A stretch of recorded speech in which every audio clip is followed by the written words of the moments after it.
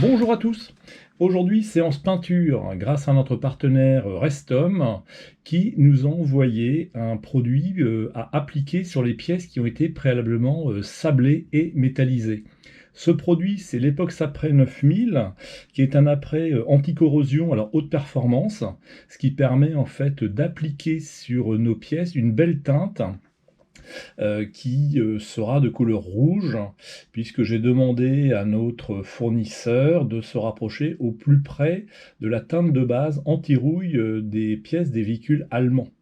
Alors comme on peut le voir, j'ai déjà appliqué la peinture. Là, c'est sur le levier, enfin sur le pommeau, pardon, pas le pommeau, le support pour le levier de vitesse, je vais y arriver, avec le cache qui va dessus.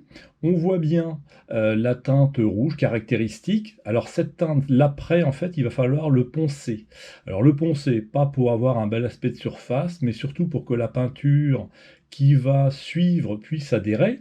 En l'occurrence, pour toutes les pièces de la Tatra, toutes ces pièces mécaniques intérieures, que ce soit le train avant, la boîte de vitesse, moteur, tout ce qui s'ensuit, et ce petit moyeu, tout sera peint en gris Panzer, Panzergrau, puisque comme la Kübelwagen, on retrouve cette teinte sur la majorité des pièces mécaniques. Le matériel, assez simple à appliquer. Alors, j'ai mon pistolet que j'ai acheté dans le commerce, tout simplement, dans une grande surface de bricolage. C'est un pistolet à gravité, tout simple. Ça fait une dizaine d'années que j'utilise. La buse, je prends les préconisations de Restom, c'est-à-dire une buse de 1,5 et une pression compresseur de 4 à 5 bars. Moi, je vais mettre 5 bars. Pour le régler et avoir un beau débattement de la gâche, j'ai fait un repère. Ce qui va, voilà, donc je vais le tourner 2 tours et demi. C'était la préconisation à chaque fois que j'utilise.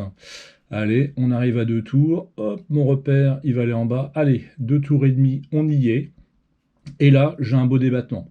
Donc là, j'aurai un beau débattement qui va me permettre d'avoir une surface, une belle surface d'application pour l'après.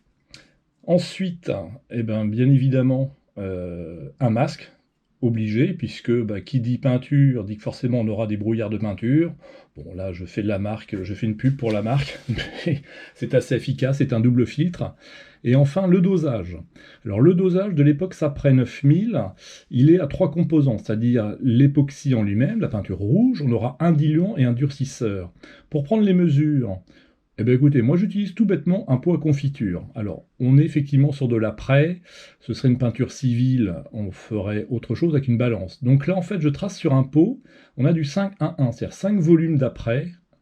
Ensuite, on va avoir un volume de durcisseur, un volume de diluant.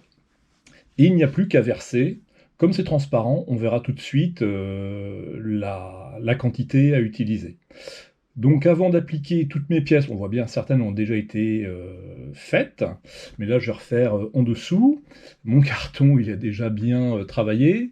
J'ai rapporté en plus ma traverse. Alors cette traverse, c'est elle qui supporte la boîte de vitesse, entre autres, qui va comment dire, juste après la boîte. Ensuite on a le levier de vitesse, on a des supports, des bras de suspension, bref pas mal de choses.